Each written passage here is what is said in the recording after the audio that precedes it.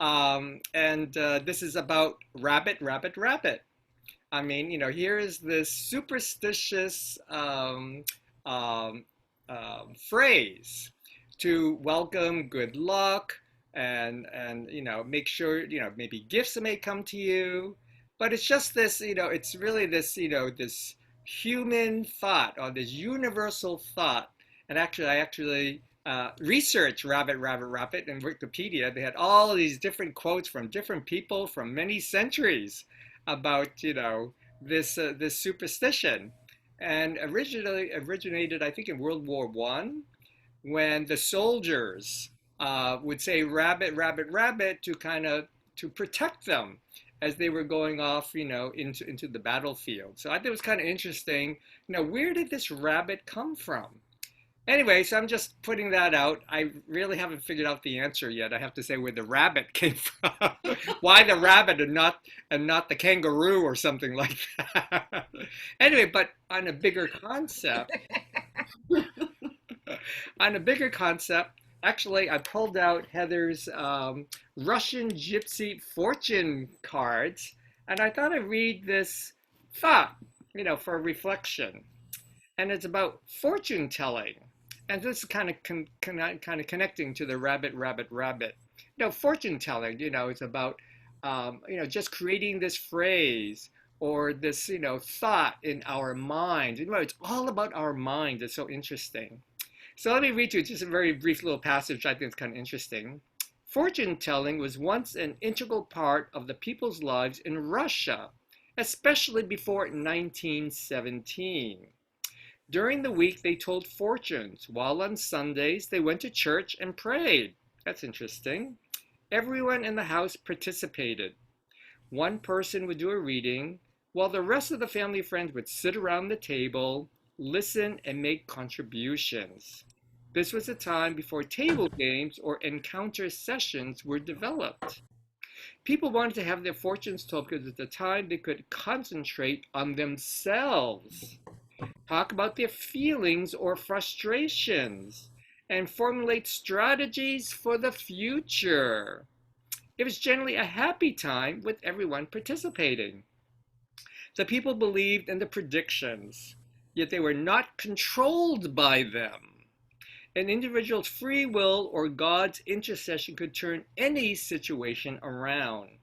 This open attitude by the Russian people toward fortune telling and the psychic world has remained to this day. So in Western society, people also have sought to understand the many forces inside and outside of them. Areas of specialization have developed. There's astrology, there's feng shui, numerology, palmistry. They all deal with the interpretation of the outside forces, while psychology and dream interpretation try to unravel the inner or the subconscious mind. And over the many centuries that these methods have been used, our understanding of how people function have greatly increased. However, by becoming areas of specialization, these methods have become less accessible to the average person, which is kind of interesting.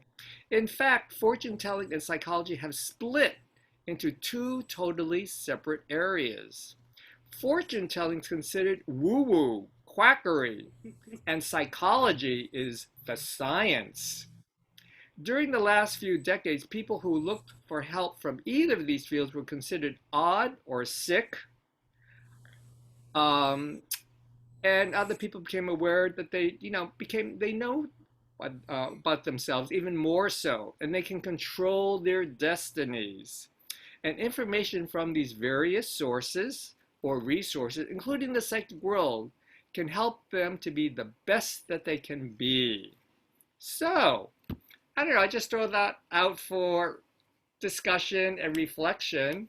And just based from rabbit, rabbit, rabbit, I was just kind of like, opening up this worldview perspective. Here we are in this pandemic.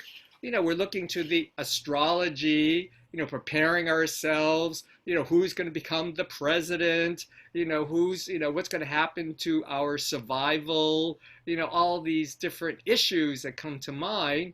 And here we are looking for sources guidance. We're looking for guidance. We did the I Ching for a while. What was the I Ching? Guiding us. He's not telling us. He's guiding us about what are our thoughts, what are our feelings, and of course here we are having our gathering. It's from our hearts. And what is our heart really saying to us? Is it because I'm going to be a Virgo, for the month of September, and all of a sudden I disappear in October because another astrology pops in? So, anyway, I thought that this would be like a fun little, way to begin the month of September. So, what are your thoughts? Any revelation? Of course, we can continue this as we kind of go along our gatherings, but I thought this would be like a very interesting concept about, how are we addressing, the stresses of our life? How are we getting to know ourselves even more so? I mean, I think the pandemic is uncovering layers about our families, like Judy was saying, layers of all these dynamics, our relationship, with my mom, and I didn't realize how dominating, the female energy was for generations. And I got to share that book that Rita Meda shared. I'll share that in the summary. All the psychology that's wrapped around our minds, and of course, just talking to my counselor, Rick, from Cancer Care, the mental health issues have skyrocketed as a result of the pandemic. And look at all these layers that have been uncovered. The homeless. Our systems of healthcare. The medical system. And how it has affected our minds and our food sources. We're grateful we can actually have the option to go to a farmer's market. There are people who don't even think that. They're just lucky if they can get a McDonald's, on the corner for $2. So, it's just the mind thing. So I'm just drawing that out just for discussion for, for the next couple minutes before we go into our meditation. But I thought that's what came to me for inspiration today. Rabbit, rabbit, rabbit. So, yeah. Jochen, please. Yeah, I have a question because this term is completely new for me. Rabbit, rabbit, rabbit. It's like toy, toy, toy, something like that. Hello? Hello. Are you? Yeah, the audio is a little bit choppy, but go. Okay. I try again. Yes, rabbit, it rabbit, is. rabbit. Is it like toy, toy, toy? The same thing? Rabbit, rabbit, rabbit. I don't know it. It's similar. It's like for good luck, is it not? Okay, that's what I wanted to know. Am I wrong? Toy, toy, toy in German. Yeah. It's a superstition. On the first day of each month, the words rabbit, rabbit, rabbit should be the first thing that comes out of your mouth. And if you say rabbit, rabbit, rabbit as the first words that come out of your mouth, you supposedly will have good luck for the entire month. If you have said some other words first and forgot to say rabbit, rabbit, rabbit, then you may not have as good of luck. It's just a superstition. Cool. Yeah, so is toy, toy, toy. You'll say it to a fellow performer before they go on stage. Oh, that's interesting. Uh-huh. Yeah. Lois, Queen of Shui.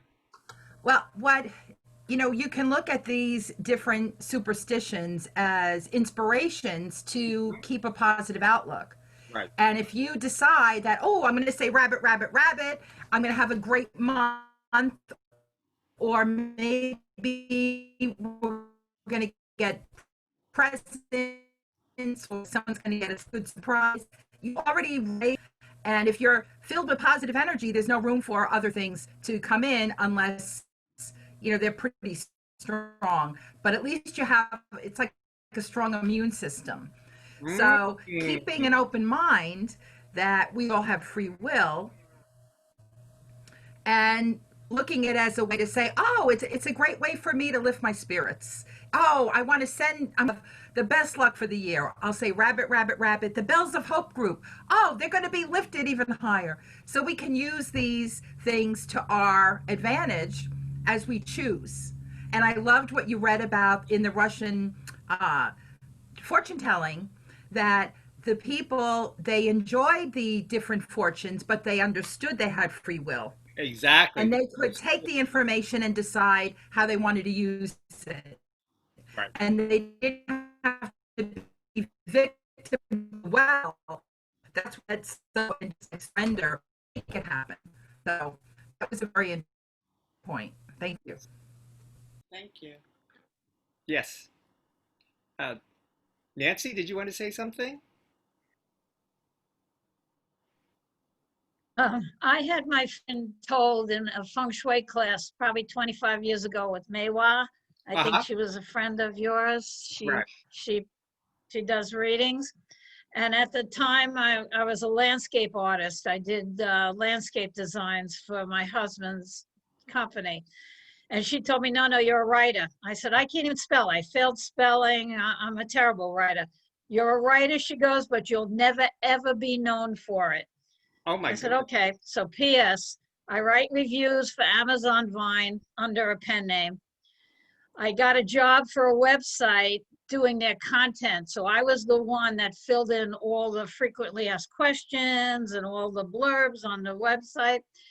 Then a friend of mine, I said, okay, I'm going to write for landscape because that's what I know. So a friend of mine was a landscape author, and she said, would you write some articles? I said, sure. I wrote articles. I took photos to go with them.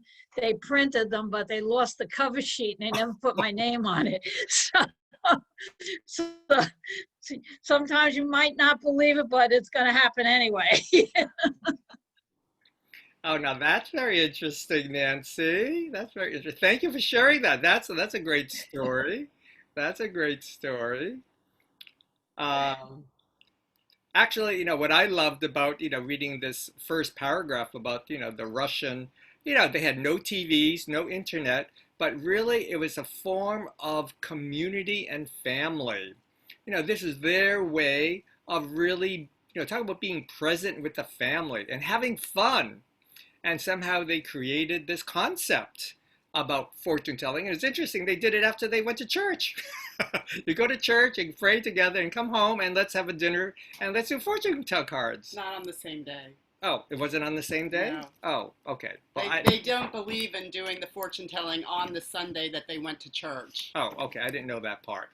Anyway, but the point is, you understand. It's just like coming together. This is before our iPhones and, talk about TVs and newspapers and all that type of thing. But it's just really just the family literally coming together, and just sharing. Now, that's interesting. They said they're sharing their feelings or their frustrations. They didn't have a concept about psychology of life or, the dramas that kind of, yes, I'm sure there are dramas in their family, but, they were able to kind of like, day by day deal with it, which I think is kind of interesting. So, and when you think about it, fortune telling cards, the tankas, the beautiful paintings from Tibet, the tankas are representative of all the different emotions of people. Just in general, they have the ugly, the monstrous, type of deity. And then of course the beautiful Kuan Yin, and then you have, and then of course in the Tibetan tradition you have all these different images, or even in the Catholic Church you have all these different, saints. You have your Saint Joseph, and who they represent, and and the Virgin Mary, and so so this is like kind of like the palette of all of humanity, and of course this is our human mind trying to create a structure of understanding of where we are in this whole universe. Am I Catholic? Am I Buddhist? Am I Tibetan? Am I just a freewheeling, person running around in nature? But this is just our way of trying to understand a structure or guidance. And of course, the ultimate guidance is from our hearts. And of course, coming to nature, literally coming to our inner nature, being out in nature, being out in the forest or in the ocean or wherever just inspires you, that's the place you need to be, to inspire you, to create your free will about, how to calm ourselves. And so in a way, it's like, what does this pandemic really mean? What does this, what are these layers of society of paying your bills and, you have to do my feng shui work or, I have to do my gardening. What does it really all mean, per se? So anyway, I just realized, I think we only have about, oh, Lee, please. Oh, you have to unmute. I know, I don't know how much time we have left, but I wanted Okay. to add in about astrology. Um, I started studying with someone who teaches tarot, astrology, Kabbalah, and during the pandemic, he's been doing this free on Sundays, an hour update for the week of astrology, but he also brings in other aspects or issues going on. And I have to say, I've been so beyond fascinated, and I've learned so much that he just goes into great detail. He's an amazing storyteller. He brings in so much that stories from, even the Bible or Greek mythology and how our old cultures have worked with and related to the planets and the different energies of the planets and to truly understand what we're going through, during this time and, from day to the week. Mars, the planet Mars, has been such a big effect on us for quite a while, and now it's going to go retrograde. But I'll share a link because if anyone really, I'm telling you, this person is truly remarkable, and it's free on Sundays at 1 p.m. Eastern. But I'll just share one thing with the full moon harvest, the harvest full moon.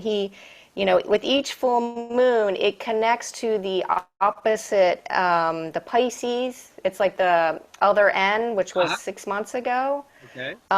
And for the full moon harvest, it's what are we harvesting? What seeds did we plant back in the spring? Our own personal life, is what we're harvesting now. So think back to March, maybe April, like what were we starting, initiating, and putting, to grow? So that's where right now we should be harvesting. And it's with the Virgo, the energies of Virgo, because the full moon's in Virgo. But actually the sun is in Virgo, but the Pisces is the Pisces moon, which is all about imagination and meditation and yoga and dreams. So, he just goes into detail how these different energies, but I love that, to focus on what did we think or what did we start to be, what did we plant for ourselves in the spring? That's what's coming up now. I love that. So maybe that'll be a nice basis for our little meditation for today. What have we harvested? What have we planted?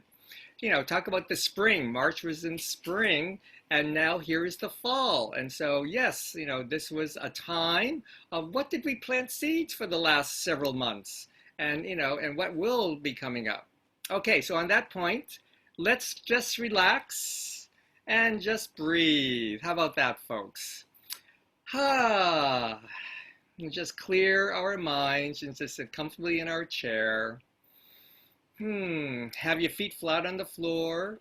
Feel your toes. Breathe and relax. And just imagine finding a beautiful location out in nature. And let's begin our time with the ringing of the bells of hope.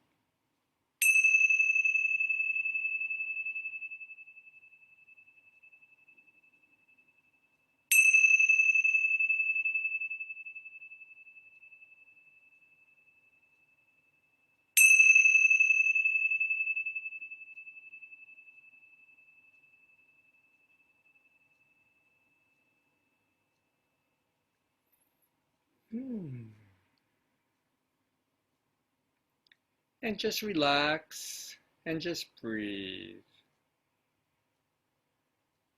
And just visualize Visualize this beautiful golden cord of energy connecting up into the universe, going along the central channel of our bodies, connecting all of our chakras, our dantians, going through our legs, going down deep, deep, deep, deep down into Mother Earth. This lovely connection of heaven, humanity, and earth. And let's imagine this beautiful place that inspires you, connecting to the stars, the moon, the sun, or the earth. Maybe you're sitting by the ocean, looking at the full moon chi, the full corn moon, the harvest moon. Or maybe you're sitting in the mountains of Tibet or the Grand Canyon. You see the stars shimmering in the distance. Or maybe you're sitting with me in my Chinese gazebo on the side of the mountain in China. And you see the moon rising from the mountains and the trees in the distance. And its reflection is on the meandering river below. And just continue your breathing gently in and out. And just relax.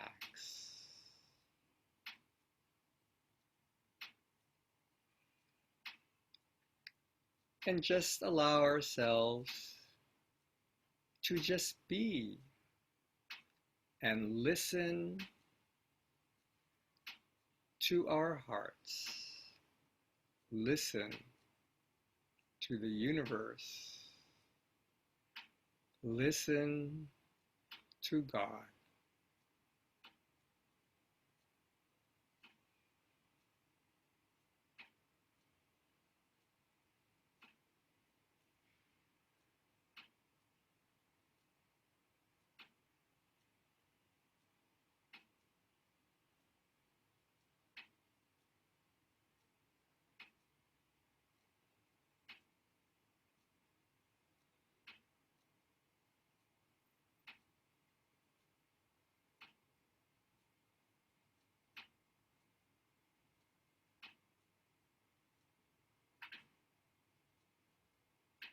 And let's just gently, gently come back, connecting to our hearts filled with love and with gratitude, filled with this purple light energy. And I love all the images of all the different lighthouses from Germany and from New Jersey, from around the world. Butterflies, monarch butterflies are coming our way. The butterflies in Germany, the butterflies in New Jersey and in Manhattan. We have an inchworm sitting in our living room. And let's just ponder. Let's ponder what we have planted in the last several months during this great time of pause. And what are we planting seeds for our future? Will this be our fortunes? Or will this be projects? Or writings? Or artwork that will inspire us for a whole new world?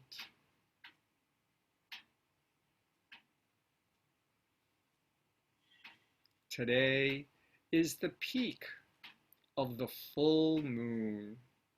Enjoy. Enjoy the grandeur of the full moon energies of the universe, of our gatherings. And just smile. Smile with peace. Smile with serenity. Smile with gratitude for our safety, fresh foods, our beautiful place where we live, and be grateful. Grateful for our creativity. Breathe and relax. Now gently, gently, gently bring your hands into a prayer mudra in front of us. And you're just relaxed. And I'm going to close our time with the ringing of the bells. Om Mani Padme Om, Om Mani Padme Om, Om Mani Padme Om. Om Mani Padme Om, Om Mani Padme Om, Om Mani Padme Om.